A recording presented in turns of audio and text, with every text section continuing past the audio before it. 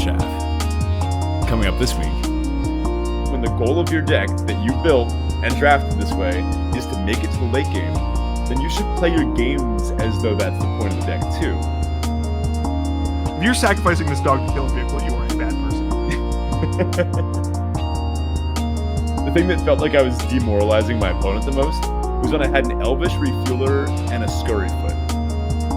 What's up, Chaffissionados? Welcome back to Draft Chaff. This is episode 225. I'm Ben, one of your hosts. Joining me on the line, Draft Dad Tyler himself. How's it going, dude? I am barely hanging on, Ben, but I'm doing good. Loving Aetherdrift, but yeah, we're doing it. We're out here. How are you? I do feel you on that. Is it something about the state of the world, the state of kind of the state of every day, man? The state Wake of up, everything. open my eyes, and here we are. The good old US of A. A lot of good stuff happening here these Not days. for much longer. Look, I'm no accelerationist, but the way things are going, we may not have a choice. Was that an Aetherdrift reference? Acceleration? Oh, the only acceleration we care about is the gas pedal. Yes. There's a physics joke in here that both the brake pedal and the gas pedal are actually accelerators. I don't like that. And the steering wheel actually is too. The steering wheel is a lever. I don't know. That's the only thing I know in physics, right? Or simple machines physics. Well, you see, there's linear acceleration, but there's also radial acceleration, which points inwards towards the center of a circular path, and then you can find the tangential velocity, which can be constant even while you're accelerating. Ben, do you hear that? It's everybody leaving. Oh, it's okay. We haven't done the giveaway yet, so it's okay. We got you hooked, right, listener? On that note, thank you for joining us. We're going to be doing a nice deep dive into what's going on in Aetherdrift today. And here's the cool part. It's not the usual. There's some new and exciting things going on with this set. It's very different than the last, I don't even know how many sets it's been since we had a set like this. Mm-hmm. Before we get into it, some introductory reminders. If you are not in the Discord, jump on in there. We're posting trophy decks. We're chatting about all sorts of magic nonsense, including Final Fantasy cards, which I thought that set came out after cons, right? Oh, I think you're right. Actually, I didn't even think about that because there's been a lot of spoilers for Final Fantasy, and I wasn't paying attention to the timeline. I am so, I don't know, exhausted from the constant release schedule. I didn't even question it. It's kind of weird that we have seen multiple cards from Final Fantasy, but not a single card from the new Tarkir block set. So saving the best for last is what I like to think. Yeah, that's true. Honestly, maybe that set will be so good that I don't care if there's any stupid stuff in the Final Fantasy kit. Sure. Anyway, in Discord, you can find all of this discussion. Let us know what you think about this whole Final Fantasy thing in Discord. I am pretty curious to hear what our listeners, and especially you, listener, are you excited to have non-Magic IPs be standard playable? I'm still up in the air on it. Whatever. As always, a huge shout out to everyone over on Patreon. Y'all are the best. You keep this show running smoothly. All sorts of fun stuff over there, different perks for different tiers, including the unedited episodes, which honestly, if you were to listen to this week's unedited episode, if you're already listening, you know what you were in for. An extra 30 minutes of, the rated R Draft Chaff content. It's the only way to describe it. Including a bit of a live draft, actually. We came in partway through a draft that I had a couple goof grabs for, but that came out pretty good, and I'm going to maybe play a couple games after we finish up this recording. By the way, we do have a giveaway to discuss on this week's episode, and the winner of which will be announced on next week's episode. This is a giveaway happening over on Blue Sky. Yeah, the anti-Twitter, the Twitter alternative. It was about time we fully jumped ship, I think, right? Yeah. I think we waited a little too long. It's only going worse over there. We don't even have to reference that other website anymore. Yeah. I think this is going to become our new home for all things Magic regarding social media. So, listener, if you don't have a Blue Sky, that's fine. I stayed on Twitter, and I do still have a personal Twitter account, but I don't know, something about going down with the ship. But we don't really want the Draft Chaff main social media account to go down with any ship, especially not one full of Nazis, transphobes, bigots, that sort of thing. So you can find us over on Blue Sky, and by the time this episode is up, you can also find the giveaway post. The giveaway post mentions that there is a way to gain 1 bonus entry. And the way to do that is to comment underneath that post with your favorite Duskmourn card. That's right, we're actually giving away a full box of Duskmourn. One of the 4 that I got delivered from the Arena Direct. I did already crack one of them in a moment of weakness. Tyler knows that I never crack boxes. It goes against my spirit, but I just had to. Your will is too strong because boxes do not last in my household. I don't think one's made it past the front door and sealed. I mean, I figured that the other 2 will be reserved for drafting, and hopefully whoever wins this box reserves it for drafting as well. But, if you win the box, I'm not going to stop you from doing whatever you want with it. So hop on over there. Make sure you enter through the regular method as well, just by following us and, the usual repost and all that good stuff. So thanks for checking us out over there on Blue Sky. All right, on to our crack a draft type thing. Let's get to know the format a little bit. We've got a pretty funny one today. This is a pack 3, pick 3. Now, if you're listening, this isn't just your average crack a pack. That's boring. That's old hat. We are coming in midway through a draft here. Now, I don't really like what 17 Lands says about my likely sideboard. That Samut and that Windscarred Crag are absolutely getting in. Same with that Perilous Snare. Here we have a pretty decent red-green shell. We've got some low payoffs so far. Rocketeer Boost Buggy. My pack on pick one was Boom Mobile. Got a Hazard of the Dunes, End Rider Spike Spitter. Some ways to flush out the early game. A Scurryfoot. This card's just been excellent overall. I would play as many Scurryfoots as I could in any green deck. Some removal. Lightning Strike, Run Over. Gibrick Omnivore. Seems to make the cut more than I would have expected. A Greenbelt Guardian. Crowdcatcher Specialist and Gilded Goda are worse than my other 2 drops. I actually think the Omnivore is better, but these are all still fine. And then 17 Lands seems to want me to put my Slick Imitator and Transit Mage in this deck. I could see putting Transit Mage in for the Boom Mobile, but I don't know about that Slick Imitator. No, I've never once wanted to put that card in my deck. Yeah, it's a little hard to get going. I did actually copy a Possession Engine, the blue rare that's a control magic. It goes and steals one of their things. Copying that was pretty hot, but anyway, let's take a look at the pack here. Those watching the video have already seen what I took from this pack, and well, the results may surprise you. So first card out is Swiftwater Cliffs. That's the blue-red Gainland. I like the Gainlands a lot, just in any set that they show up in. No, I agree. I mean, that's already a safe pick for me for the deck we have because we almost have a teamer vibe going. So the average mana base of a 9-8 split is a little worse than you'd want it. So if you're playing a straight-up blue-red deck, I would take a Swiftwater Cliffs over maybe a decent common creature. I think having just a Swiftwater Cliffs in your deck is just that much more insulation against one of those draws where you have 2 mountains, a colorless land, and then 2 blue cards in your hand, and you're like, yeah, I can keep this. I'll draw the island, and then it's not in the top 5 cards of your library, and you're like, well, I basically mulled the 5. Yeah. By the way, maybe some additional context. I do have that Perilous Snare and that Samut in my pool as well, both of which I'm currently planning on playing in a sort of Naya shell, because I do have a Rugged Highlands, 2 copies of Night Market, that's the fixing lands, the ETB, name a color, and that has cycling 3. And I also have a Windscarred Crag. Can't move these around. But right now, I was thinking this would be a Naya build. And this isn't as nuts as it looks. That Samut, you can ramp into it using Rocketeer Boost Buggy or the Gilded Goda. I feel like Samut is one of those cards that's been following us in this set, because I feel like every draft we've done, we've seen a Samut. I'm not going to lie. I love this card. I think it's very easy to cast. I think it's great when it hits the board. Sick card. Next card out is not a sick card. Camera Launcher. I mean, have you seen this do anything interesting? I've never even touched it. So no, I've never seen somebody play it either. Yeah. 3 mana for a 2/2 artifact. Even the artifact decks don't really want that. And then 3 mana for a counter and a token. It's fine, but there's so many better cards than this. Yeah, the rate is just so bad. What would that exhaust ability have to cost for you to want to play this? For being still keeping it a 3 mana 2/2? Yeah. Like 1? I mean, even 2, I think it's so much better because then you're paying what 5 mana for a 3/3 and a 1/1. Like that's fine for an artifact creature that can go in any deck. You know, the flexibility Yeah. there. Yeah. Well, in any case, I'm probably never going to put this card in the deck outside of No. maybe something with extreme artifact payoffs. Yes. Veloheart Bike, this card has been climbing for me. That's the 3 mana 4/2 vehicle, ETB, gain 2, taps your mana of any color, Sure. crew 2.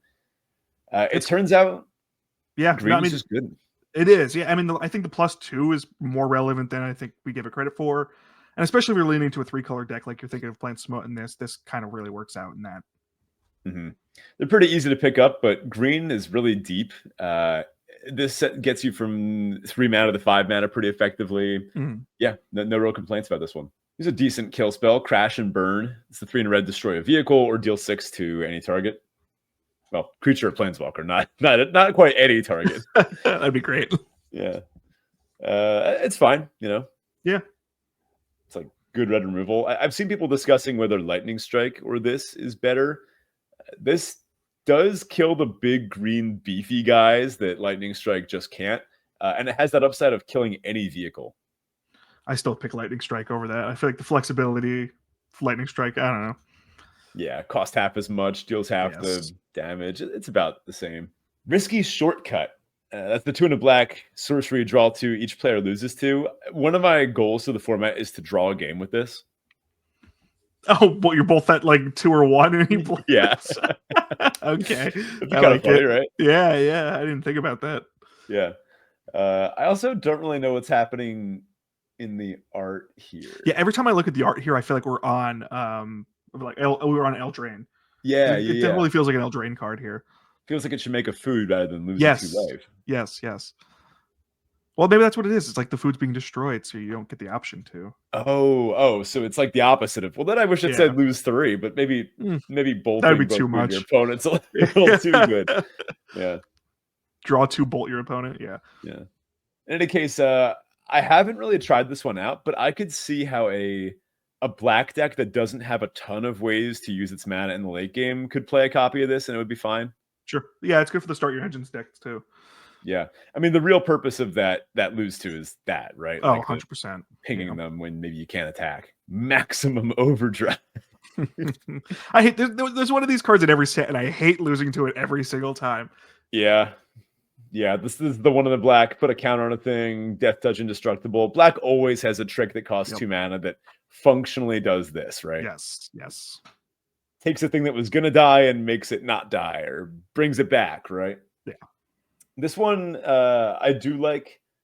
It's not quite a combo with the cheap Death Touchers in this format, the Engine Rat, the Sack Lagak, because this gives Death Touch, so you're not quite getting the whole card equity out of it, but being able to reuse a cheap Death Toucher is nice. I mean, yeah, this is nice with the big tramplers too, specifically the Hazard of the Dunes. It's nice with that. Nimble Thopterist, that's the 4 mana 3/2 blue Vidalcan Artificer, a common ETBs to make 1/1 Thopter. Yeah, that's fine. It's a good card. I have no issues with this. Yeah, it seems pretty well statted for the format too. Yeah, it's like it falls perfectly in the middle of the format for me. Yeah. You know? Light Wheel Enhancements. White for an aura. It has 4 lines of text on it. It may as well have 0 for what I'm doing with this. I secretly love this card. I have like I have a soft spot for Vigilance. It's like I think my favorite evergreen ability. I don't know why. Yeah, obviously this card's not great, but I've definitely played it. I've played this card exactly once, and it's because I had the green-white Gear Hulk that could fetch this. Okay, fair enough. I respect it. That was kind of cool. Yeah. Our last common of this pack 3 pick 3 is Brightfield Mustang. That's the 3 and a white 3/3. When it attacks while saddled, put a counter and untap it. Saddle 1. I don't know. It's just kind of. It's kind of middle of the ground again. You know, not bad, not great. Now so far, I mean, we were kind of like a base red-green deck.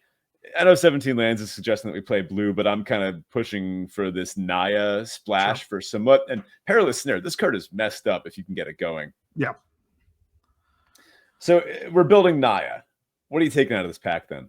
I mean, if we want to play the 3-color, I lean towards Bike just because it does give us the ability to fix our mana. I mean, Crash and Burn is also a great card, I think. Mm-hmm. I'm between those two, I think, are the best options. I would probably pick Bike at this point. Yeah, I agree. Now we have two uncommons that are rare to discuss. The uncommons aren't really relevant for our vector at all. Yep. Guidelight Pathmaker, that's the blue 6-mana 6/5 vehicle. This thing looks like it should have flying, doesn't it?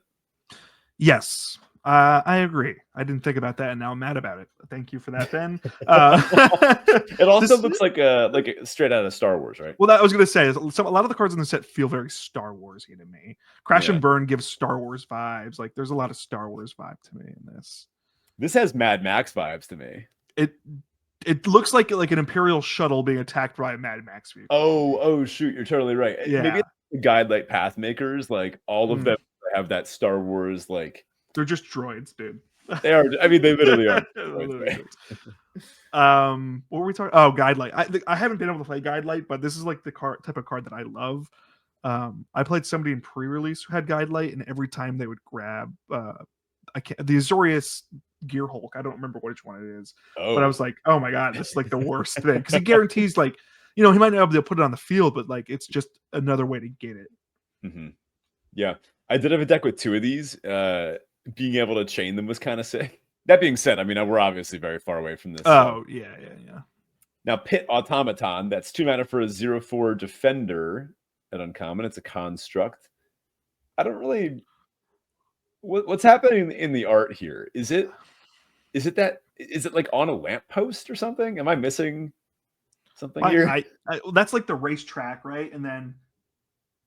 I don't know, man. I can't tell what's going on. Like, what am I looking at? That's my only critique of some of the art in this set. Where is the automaton? Is it that metal thing that's under the art? I think it's the big thing that looks like it's from like it's not Kaladesh anymore. Whatever the new name of the set is, like that architecture. Yeah, that architecture. I think it's that whole thing. It almost looks like there's like a thopter in the front too. Like I don't know, man. The perspective is weird. It is, yeah, and I like it. Like, look at that. Is that supposed to be another vehicle like flying past it with motion blur? Yeah. I think that's kind of sick. But the rest of it, I don't know. I can't really tell. I played this card once too, and I like activated an exhaust ability, thinking I could activate the second ability in response.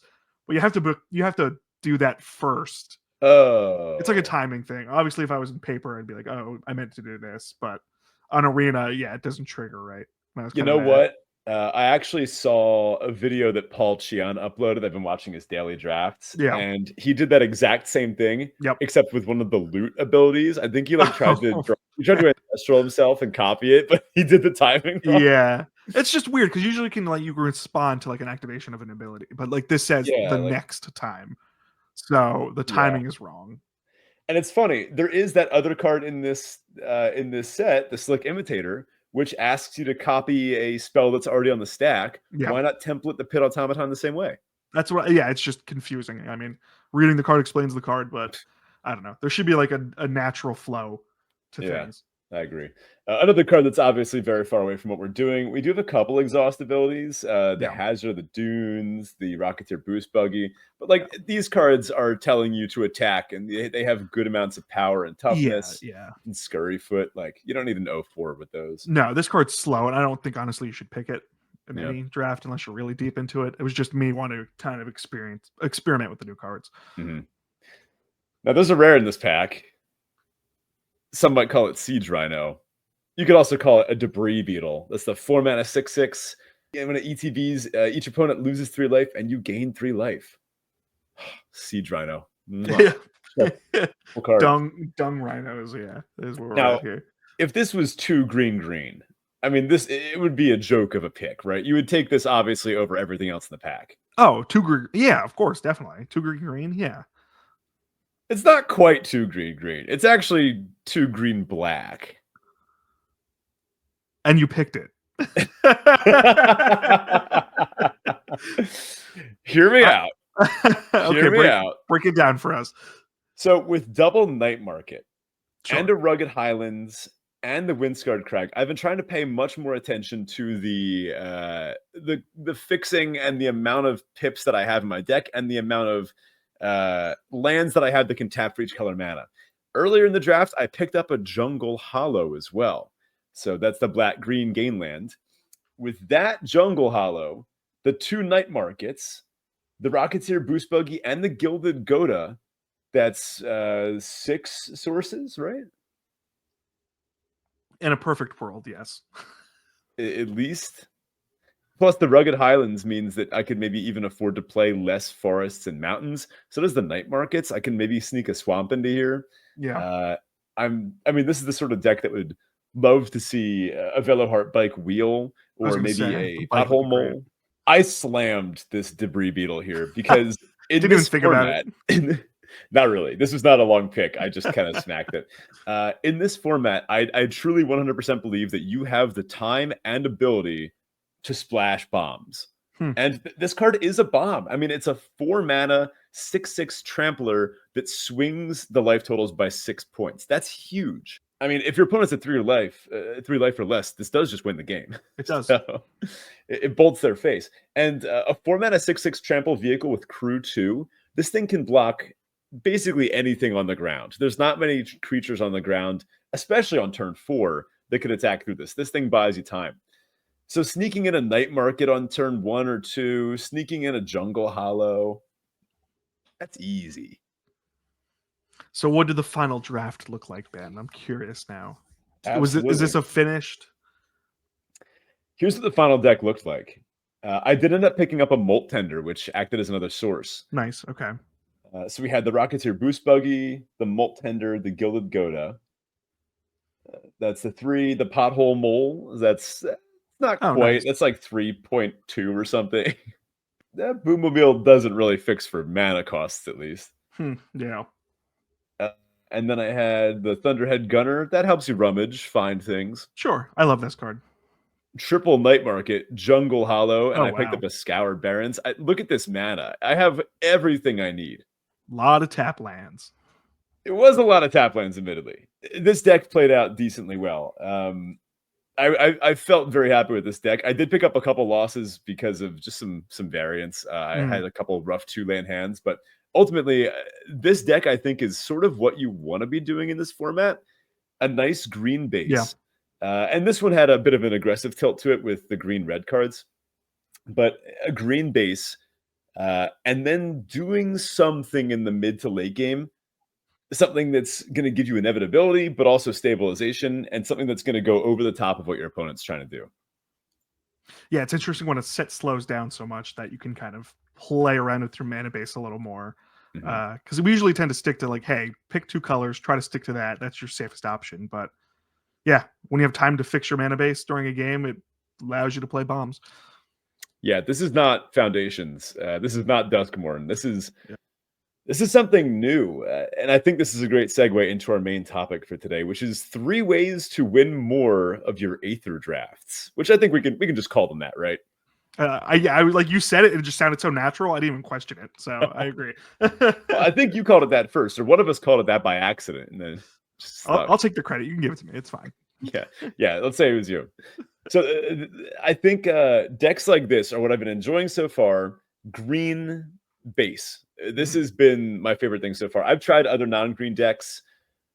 Other non-green decks can kind of do the same vector, this sort of make it to the mid to late game, stabilize, and then take over. But I've found that green is the most effective at doing it. Sure. And I think that's indicative of what we've been waiting for maybe years for, which is a slow format. Because this format is so much different, quote unquote, speed wise than we're used to, I do think we need to make some significant adjustments to the way that we actually play and draft and deck build. And those that are familiar with vector theory know that those 3 things have to be in alignment for your draft to actually go well. So the 3 things that we're going to suggest to you, dear listener, today, we're going to comment on how they show up in draft, deck build, and gameplay, and how you can unify across all of those 3. So the first thing that I think stands out to me is that you need to raise your curve a little bit. And let's start with the draft aspect, because this is where you actually do the picking of the cards that wind up in your deck. If you're going to affect your deck's curve and have it play out differently in gameplay, you need to draft differently for that to happen. There were formats like I don't know, Ixalan, Rivals of Ixalan, where you were taking 2 drops above like bomb level 5 drops just because you had to have a critical mass of 2 drops. We're not saying to abandon 2 drops and 1 drops. There are certainly good ones, but if you start your draft in Aetherdrift with like 2 or 3, 5 or 6 mana bombs, that actually feels pretty good. Yeah, this feels so unintuitive for like most draft players too, to kind of rethink the way you do, because you kind of do go into like a system as you draft. Like most sets are the same, so it's pretty interesting. We have to kind of reevaluate how we play Aetherdrift because it is so slow. And it feels so weird that the race set is the slow set. Like I don't know how that feels, but now we're not saying to abandon all of your principles that you need to be able to do things early. The cards that are effective both early and then in the late game as well, mid to late game as well, these ones have been especially effective. So I'm thinking cards with exhaust abilities that you can play on turn 2 or turn 1. Stampeding Scurryfoot comes to mind. It's a 1-drop. You affect the board early. If your opponent plays a 3-1, you just trade it off, right? But if it makes it to turn 4, you get a 3-3 and a counter on it, and then it's kind of the card that I think is the most indicative of what you want to be doing in this set. So I think green has the most tools for this, but blue, black, and red have some pretty respectable options too. White is kind of lagging, and white is, if you take a look at the 17 lands data, by far the worst color in the set, which that hurts. Yeah, I can't remember the last time white's been like at the bottom of the pile. I feel like white's kind of held strong on the last couple sets. So yeah, and usually red white is like a pretty safe place to, like red white aggro. It's just always been pretty solid, but it is the worst deck in Aetherdrift. Now, regarding deck building, I mean, this is where you have to literally raise your curve. So when you're building your curves, I mean, these decks shouldn't visually look like what they do in other formats, where you have a huge number of early drops and then that kind of curves down into maybe a couple 4 drops, a couple 5 drops. The whole thing about 5 mana cards being kind of generically replaceable, I think, is kind of out the window for this set. Like usually in most sets, you're like, all right, I need 1 5-drop. It doesn't really matter which it is. In this set, it kind of does. There are some 5 mana cards that basically do nothing, and then there are some 5 mana cards that can single-handedly win the game. Now, that being said, these cheap cards that you would usually play on like turns 1, 2, and 3 in other sets, let's think of like a curve out in Rivals of Ixalan, right? You would go 1-drop, 2-drop, 1-drop plus kill spell, then like maybe a 3-drop plus a 1 mana thing, or like 2 2-drops, and then just kind of go from there. Or sets that have like an overrun effect, or a white +2/+1 for 4 mana, an instant speed effect, like an Anthem effect or whatever. Those ones, you sort of count on the fact that your cards are going to go either wider than, or fly over, or somehow evade what your opponent's doing. But in this set, I've been finding that the higher mana cards are so good at stabilizing that I think maybe that's why red-white just isn't effective. Now, as far as raising your curve, that sort of naturally implies that you want to hit more land drops. More on that in the next section. But some of you sickos out there might be wondering, should I choose to be on the draw to get that extra card? There used to be in the olden days sets where you would actually choose to be on the draw because having that extra card mattered more than playing first. Like it was actually a higher win rate on the draw. It's not in this set. It's still higher win rate on the play, and actually it's a little concerning. This set has maintained the last couple sets trend of 53-ish% win rate on the play, and that's starting to get a little high. Yeah, it is. I don't really know what could be done about that besides that's the thing with like the ring tempting and like now speed. It does really benefit the person on the play, doesn't it? Anytime you need to get like a game mechanic engine going first is obviously the best pick. Your examples of like the ring tempting, and here we have speed. Like obviously the first one who starts their engines and then is able to attack is going to get there first, and they're going to get the payoff longer for an extended period of the game. And especially if these games are going longer, you're going to want these extended effects to persist as much as possible. Yeah, I forget the name of the 5 mana black uncommon. That's the start your engines payoff. And it's like you create the 2/2 zombies. Yeah, Necro region, I think. Like that card thing. once that's online, you're like, what do I do? You know, I have to either remove it or it's game over. Yeah. And by the time you get the chance to do anything about it, they've already got a token. Yes. And they're about to make another one if you can't deal with it literally Yes. on your turn 5. So ultimately, I think raising your curve consistently through draft, deck build, and gameplay, uh, it's important to keep this in mind in all 3. And this is what vector theory tells us to do. That if these 3 things are not aligned, if you try to draft a higher curve, but then you just deck build like usual, like you just put in a bunch of junky 2-drops because you're like, oh, well, sure, I know these expensive cards are good, but I still need to build how I usually build. That's not going to work out. You can have a few more 6-drops and that kind of thing than usual. And gameplay wise, you have to play out this curve. I mean, you can't be keeping a 2-lander in this format when you know you have like a 6-mana bomb in your deck. It's not going to work out. Now, speaking of keeping 2-mana hands, something else about sets that are slower in speed, and this set in particular that I've been noticing it in, developing your mana is really important. This is sort of a skill that hasn't come up too often in fast sets. I mean, there are plenty of decks that you could draft in. We keep going to Ixalan, but any really fast set. Think of like the blue-white detectives deck or like the red-white beatdown deck from Murders. Sometimes you would just go like, all right, 8 and 8, 24 cheap things, boom, go 6 and 3 without even really thinking. In this set, you can get a little more complicated with the way your mana works out. So when you're drafting, I suggest looking for cards like Pothole Mole. It guarantees you're going to hit your 4th land most of the time. It does whiff sometimes, but it's whatever. It'll mostly hit. Veloheart Bike, which we mentioned. The top green rare Lumbering World Wagon. I had no idea that was the best green card in the set. I love that card. Yeah. Yeah, I do.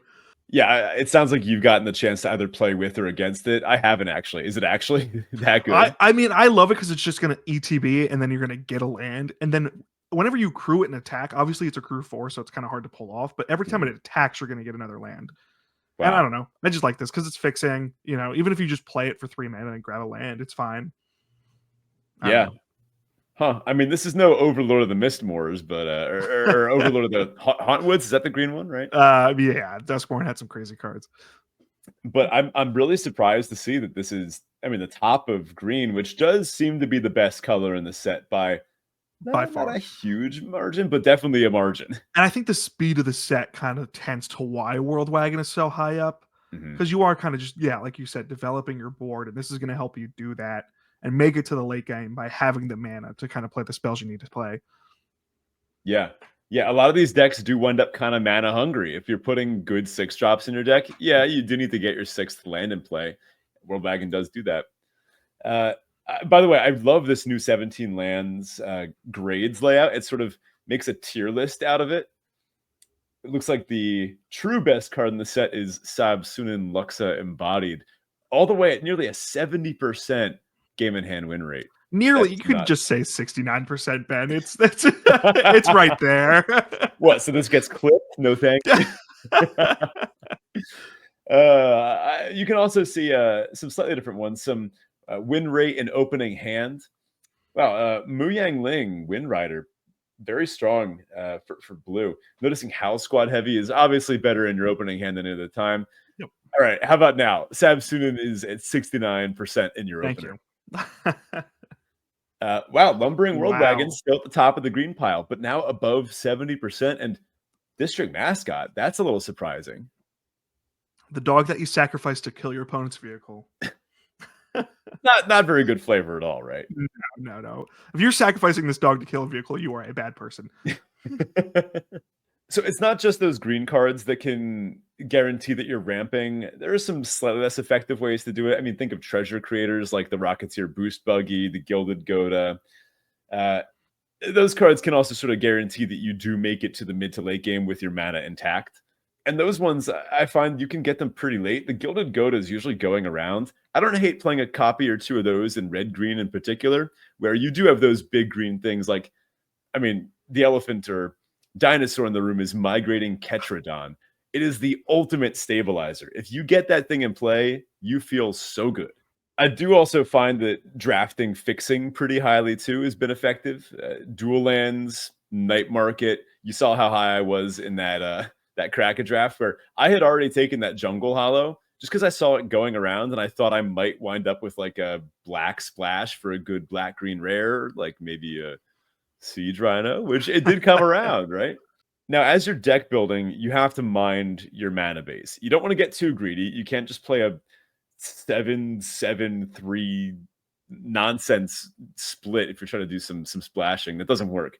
I've been getting comfortable with like 9-10 sources of my primary colors. That's very achievable in a set with dual lands and night markets. And if you're splashing for late game bombs, Sabsunin, Samut, Loot is a great one to splash for in blue-green or red-green.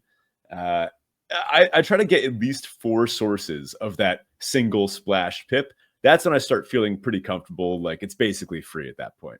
So that's the draft and the deck build. But what about actually playing out games? I mean, obviously you want to sequence your lands properly. You tend to play tap lands early as possible. That's, we all know that. But I think it's okay in this format to spend your first maybe 2 turns doing that. If you go gain land, like, so there are some sets where you would just lose by doing that, right? Yeah, too far behind already. This is not one of those sets. You can actually do that. And honestly, the gaining life part doesn't hurt. I would always recommend slamming Pothole Mole as early as possible. Just run it out on turn 3, even if it might miss. It's never been more important to hit your land drops. You got to hit that 4th land. You got to hit that 5th land. And Pothole Mole is very different than Veloheart Bike in that regard. It actually draws you a card, which you then put into play, as opposed to just ramping you. If your Veloheart Bike gets blown up, that ramp is gone now. Or if you trade it off, that ramp has disappeared. Pothole Mole doesn't accelerate you on mana, but it does get you that additional card and that additional land in play. As far as gameplay-wise, developing your mana, you can trade off creatures in the early game and don't feel super rushed, like you have to attack anytime soon. Leave back your creatures to give yourself more time to develop your mana if necessary. If maybe you wind up with like say you have like a Mimeoplasm, really good card, the 3-color Sultai Mythic. Say you're like playing black-green and you're waiting to draw your blue source. You want to trade off your things. Don't start attacking with your Gibrick Omnivore. Trade it off with your opponent's thing. Make it less likely for you to die. Buy yourself time to get that mana intact and then resolve your game-winning bomb eventually. Just don't die. Play to your vector of developing and then casting your big spells. And I think that sort of segues us into our third way to improve here. A third thing about Aetherdrift that I see is pretty important. That's sort of like the vector that I think every deck should be trying to do. Because clearly, if red-white's not working, then let's just swing all the way to the other side. Stabilize and find something to do. By that, I mean, as you're drafting, find ways to guarantee you'll be alive on turn 8, and then make sure your real cards can take over. And then draft those real cards, obviously. So things like unconditional removal, cheap death touch creatures. What's that 08 thing called? The big tentacle guy. Yeah. Legendary. I have no idea. They got weird names. Whatever. The something Tyrant of the Depths or Deeps or something. Whatever. That sounds right. Yeah. If that keeps you alive for the late game, and then you get to resolve your Autarch Mammoth or your Migrating Ketrodon, then it was worth it, right? You stayed alive and then you stabilized, and now you have time to start doing whatever nonsense it is that your deck has in it. So some cards that allow you to do that: Ranger's Refueler, Elvish Refueler, the Scurryfoot. My favorite board state that I've had so far in this format, and the thing that maybe felt like I was going to win the game the most, the thing that felt like I was demoralizing my opponent the most, was when I had an Elvish Refueler and a Scurryfoot. And I was putting a counter on the Scurryfoot every turn and making a 3/3 every turn. The Scurryfoot got huge. And then it got so big that they had to use a bounce spell just to put it back in my hand. And then I recast it and I just started doing it again. That's mean. I think I made like 5 or 6 tokens, just a bunch of elephants, a whole herd's worth. Thunderhead Gunner, best red common, I believe. The 5 mana 4/5 reach that lets you loot away. this card's awesome. It guarantees you're going to find your good cards to do stuff with in the late game. Autarch Mammoth mentioned. That's the huge one that makes more elephant tokens. You can actually do some nonsense too. You can draft cards like Aether Siphon. That's 1 blue. You pay 2, tap it, draw a card, and then I think if you have max speed, it mills them for 2 whenever you draw a card, something like that. And then River Churn Monument. That card, weirdly good. When I saw the win rate on 17 lands, I was shocked. Like a millstone, a card that just does nothing but mill your opponent. That card's not supposed to be good anymore, right? I mean, I'm happy. I love mill, especially kind of getting it to pop off and draft is hilarious. But again, like mill will thrive in a format that goes slower. Like people are going to draw their decks out, and it's going to get to a point where mill becomes relevant. And I think that's hilarious. Yeah. I did lose a game to the River Churn Monument, and I was embarrassed at first. I was like, I cannot believe I just lost to milling out. I gave my opponent nice, and I was like, fine. Like, that one must have been a fluke. You got there. Yeah. Yeah, like, congrats. But then I took it. Once I saw that it was like a 60% game in hand win rate or something, I took it, I played it, and I get it now. But you need to draft both those payoffs and the enablers of things that guarantee you make it long enough. If you have this in a deck full of like aggro creatures, that's obviously very anti-vector, right? Yeah. You're just not gonna be able to do anything with that. Now, the only comment that I had here on deck building was you can't spend too many cards on either of these things. If you spend all of your high picks on the nonsense payoffs, but then don't spend any good picks on the enablers that get you there, the cheap cards, the death touchers, the kill spells, Bride's End, the white exile card. What's the green kill spell? Crash? Green... Mount. Yeah, I know what you're talking about. Yeah, the green bite spell, whatever it's called. Yeah. Crash through. I don't know. Yeah, that one's basically unconditional removal in a good green deck. There are some cards that sort of act as both of them. The Scurryfoot just keeps coming up. The Scurryfoot's one of them. The Terror of the Dunes is one of them. That one comes down a little later, but it basically acts as a brick wall for a little while. And then as far as gameplay goes, this one might be the most important point yet. When you are trying to play to a defensive vector, when the goal of your deck that you built and drafted this way is to make it to the late game, then you should play your games as though that's the point of the deck too, right? Like, if you have a Gibrick Omnivore, the little vanilla 3/2, I would basically never attack with that thing if the goal of my deck is to make it to the late game. Mm-hmm. If my opponent's playing like a red deck and they slam a haste creature, that's just a little more damage that I could have taken. Yep. I would much rather trade it off, guarantee that I make it to the late game, and further my deck's vector by doing so. And as far as actually stabilizing and then figuring out how you're going to start gathering value, I think the 3 best stabilizers in the format are the Thunderhead Gunner, just the 4/5 reach, the Hazard of the Dunes, the 4/4 reach, and the Migrating Ketrodon, the 6/6 reach ETB gain 4. That one especially, just slamming that, you feel like you just gained yourself 2 more turns to do whatever you want. Yep. With that, I think we have a good suite of tools for approaching Aetherdrift. So working in reverse here, find ways to stabilize, then profit off of whatever combo your deck can assemble. Sometimes it's a 1-card combo, like the what's it called? The River Churn Monument. Honestly, a good part of that is developing your mana, making sure that you actually can cast all the things that get you there, or cast your splash cards, and hit your land drops too, of course.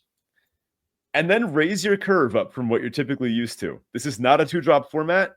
You're allowed to drop 6 drops again.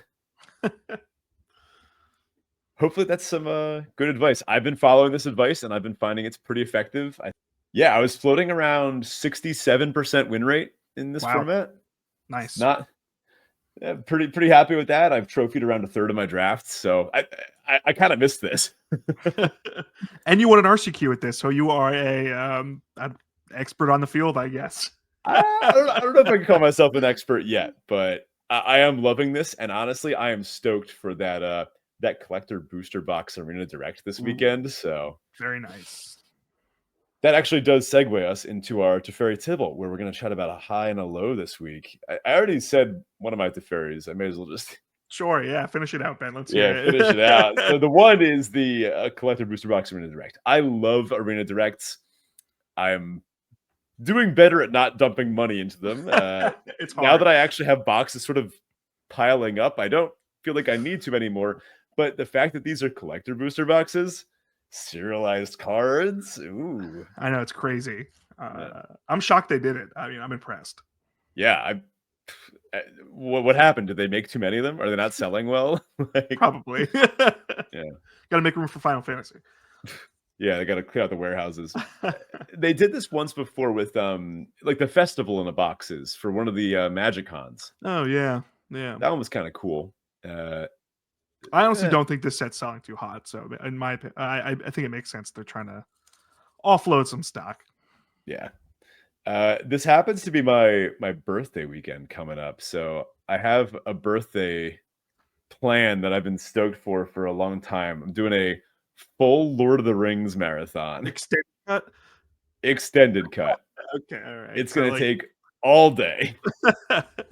We're starting at like 11 a.m. And we're making all the food from the movies too. So second breakfast. Oh, absolutely. Not only that, Mia is making those the tomatoes that Denethor eats. Okay, that is Denethor that eats them, right? Yeah, Denethor. My brother's brewing up some like Hobbit ales, that kind of. Oh my god! Wow, you guys are really going all out. Oh, people are cosplaying for this. Like, it's gonna be sick.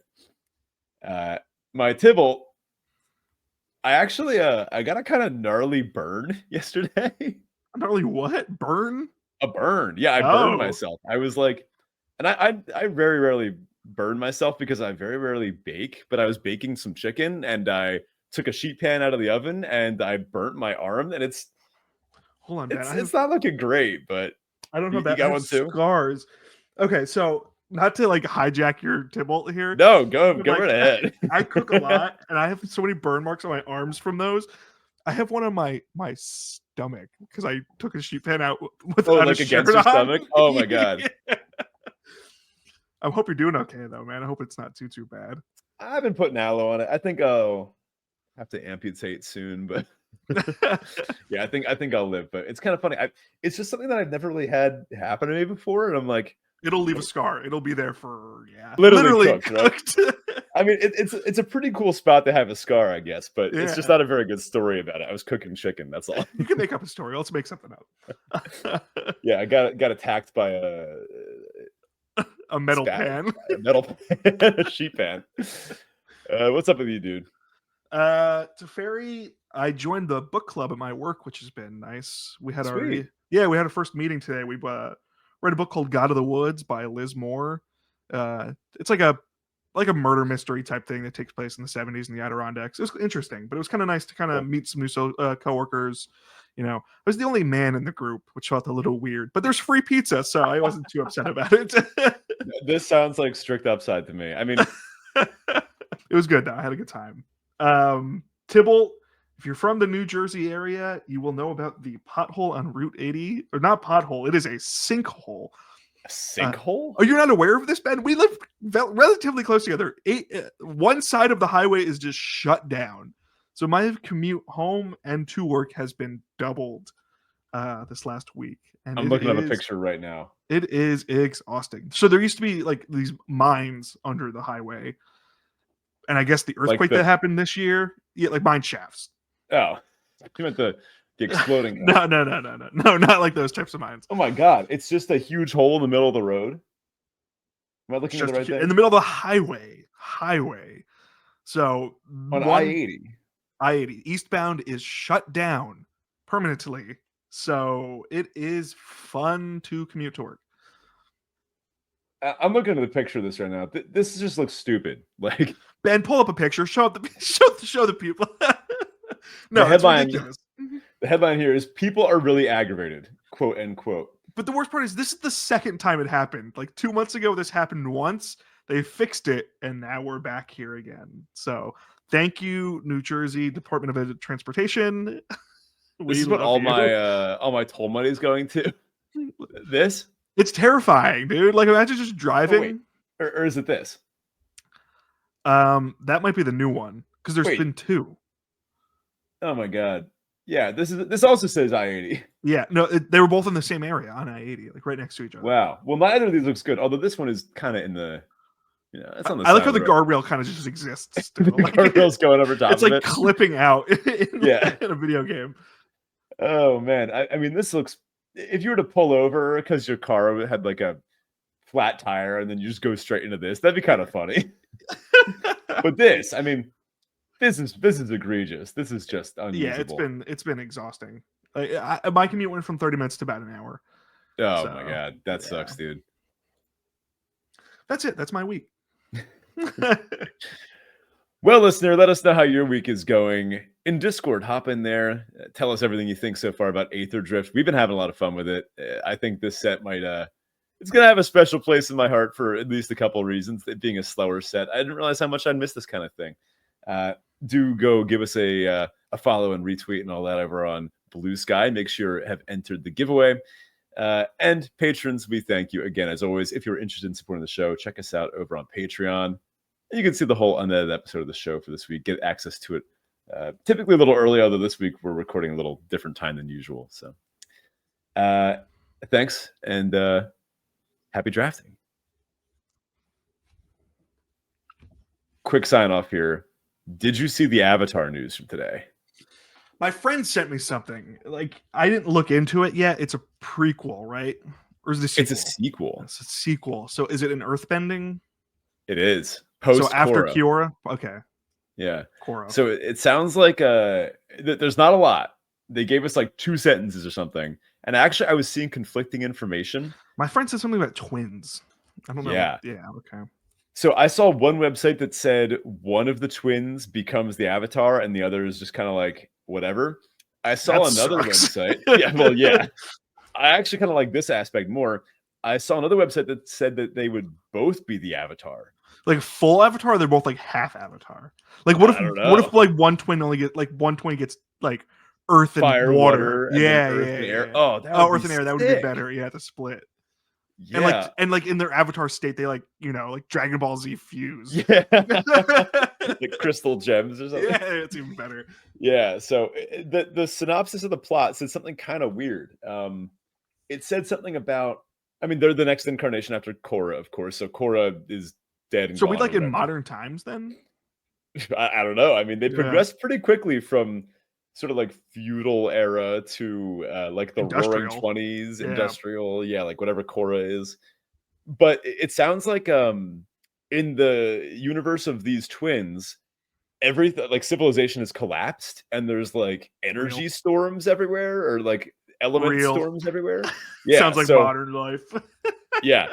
It sounds like society collapses in some way while Korra is alive, and then maybe it's her death that caused it to collapse, or maybe she's trying to prevent it. We don't know. I'm very curious if they go in like a post-apocalyptic reset. Like that could be kind of cool. No, definitely. I can't remember what are the spirits that gave the character like the Avatar state? Oh, I know this because Mia and I are actually right at this section in season 2, which I do not care for season 2 very much, but it's Vaatu and I know. Yeah. Okay. Regardless of the name, I don't remember how that story resolved, but there's no way this plays into the twins, right? Rava. You're combining them. Rava and Vaatu. And I did see some comments on the threads I was looking at today that were talking about that. Some of them were saying maybe Vaatu inherits one and that's what Rava, I was trying to go with. Other. Yeah. So then you have like a light avatar and a dark avatar, but they already did that in season 2 of Korra. That was the whole Unalaq thing, right? Yeah, but who watched Korra? All right, I'm a Korra defender. Korra season 2 is not. I watched some Korra and I liked it. I liked it when a little darker. Yeah, I think it was good. I mean, seeing some dude like literally suck the air out of someone's lungs, hot. That's pretty gnarly. Wait, what? Huh? What? Oh my god! So I love season 3 of Korra. Everything with Zahir and his like elite benders. Yeah. The ideologies in Kiora were a lot more interesting for the villains. Yeah. That being said, I think season 2 of Korra is the worst season of any of the avatars. Even more than the live action and the movies. I I don't even know what you're talking about. You haven't seen the live action Avatar yet on Netflix? I don't even know what you're talking about. I've heard it's not that bad. Wink, wink. Really? Yeah. I don't know. I don't like this trend of live actioning things. Yeah, I guess it's the live action basically treats the animation as if it's a storyboard for the live action, as opposed to an artistic medium unto itself. I agree. People have always been hating on animation as a art form. Yeah. You know, even though it's the superior art form. It honestly is. Speaking of which, I'm excited for the Oscars, and I'm rooting for Flow to win the animation Oscar. I don't know if I know Flow from State from Progressive. My God, I think you'd like it a lot. They're usually on top of the animation stuff.